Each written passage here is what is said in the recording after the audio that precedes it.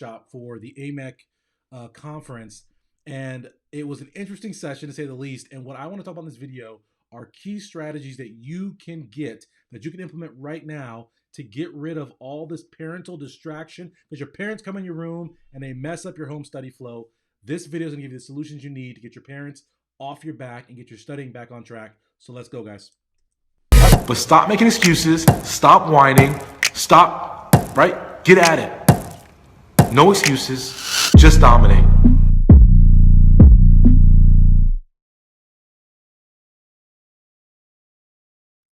All right, guys, Dr. Pinesett here, and I am the Study Doc. If you guys do not know, this is my channel. This is the Student Transformation Show, and what we're talking about today is how you guys can study effectively from home, even though your parents are all in your business. Parents won't get off your back.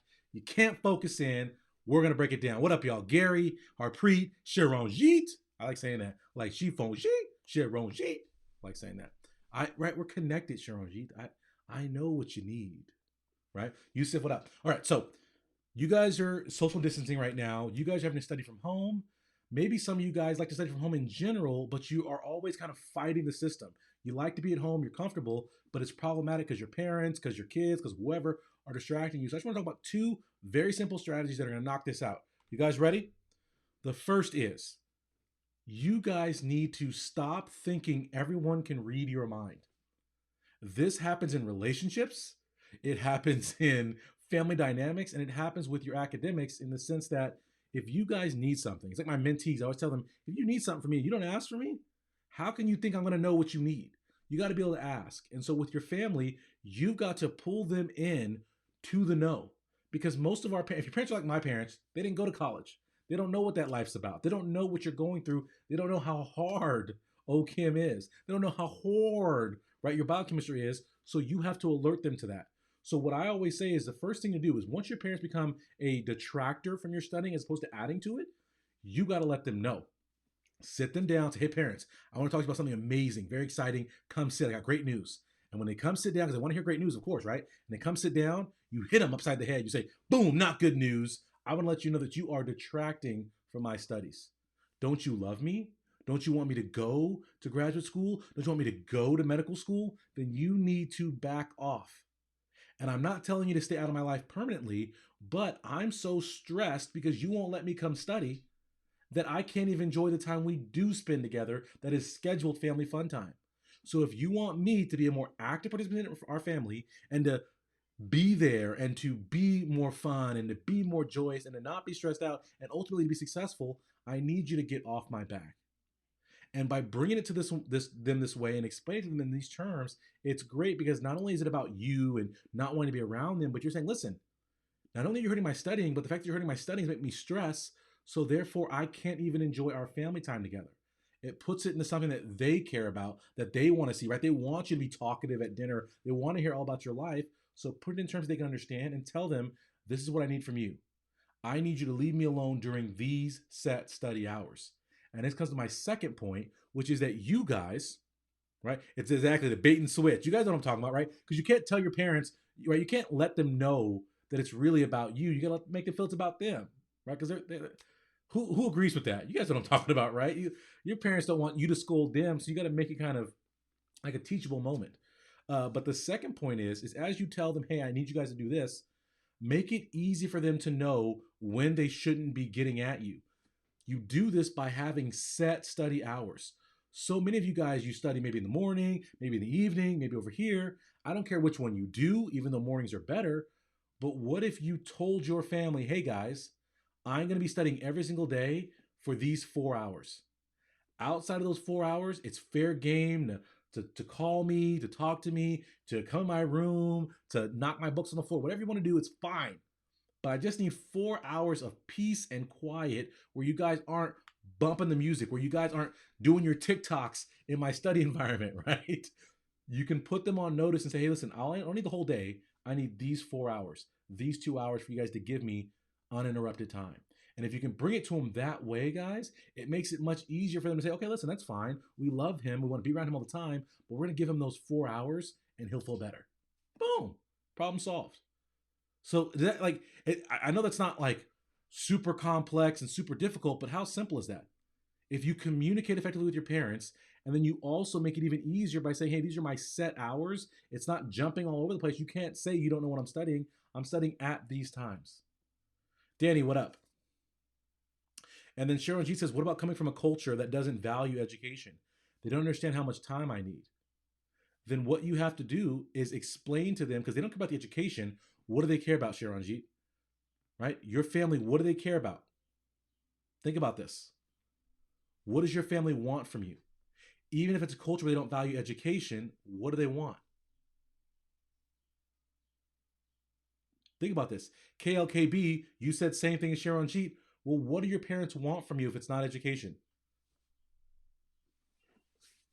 We'll wait for the comments here because this is me educating you guys. I'll pull Sharon G's comment up here so you guys can see it.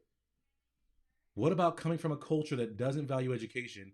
They don't understand how much time I need. Well, if they don't value education, what do they want for you? Because your parents always want something from you. What do they want from you?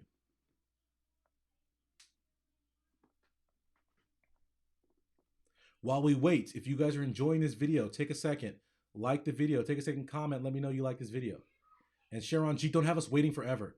KLKB, don't have us waiting forever. What do your parents want from you?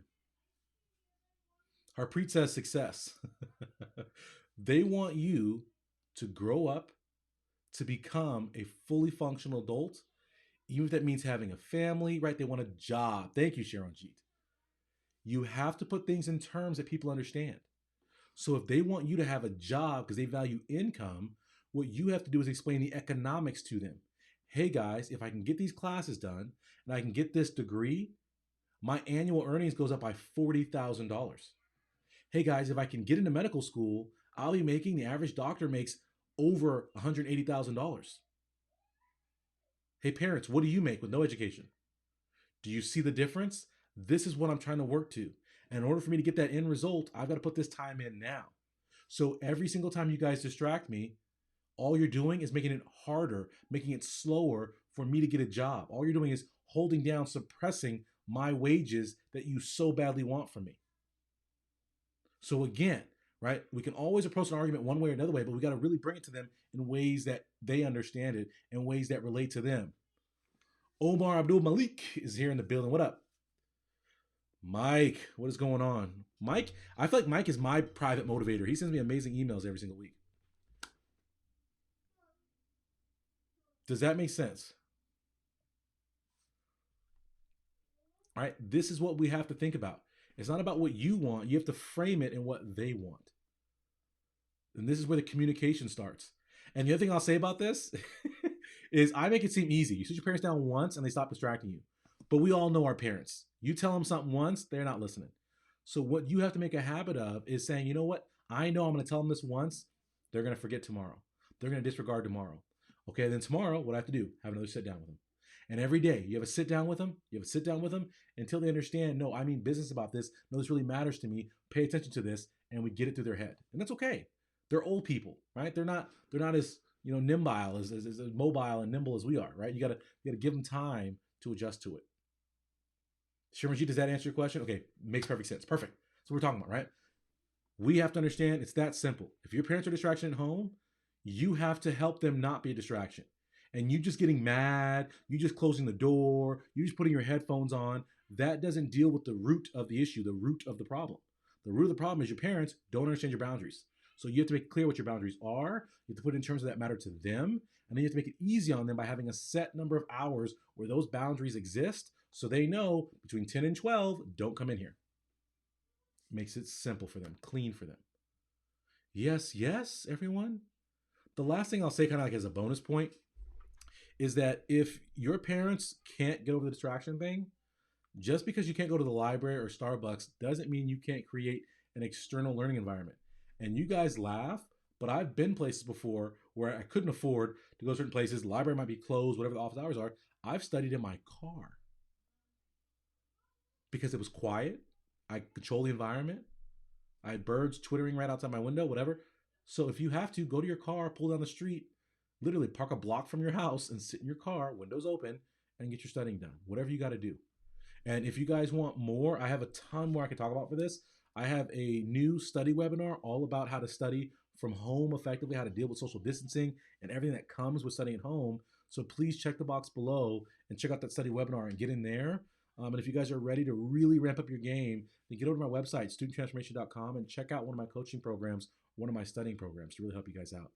Thank you guys so much for joining me. If this is your first time, take a second, subscribe, get with me, be on here, with me. And when I go live, right, because this is live action right now, I like to go live. I like to interact with you guys. So if you guys want to make sure you're notified, you never miss an opportunity, turn on the subscribe and then turn on that little bell that says notifications so you get notified what's going on.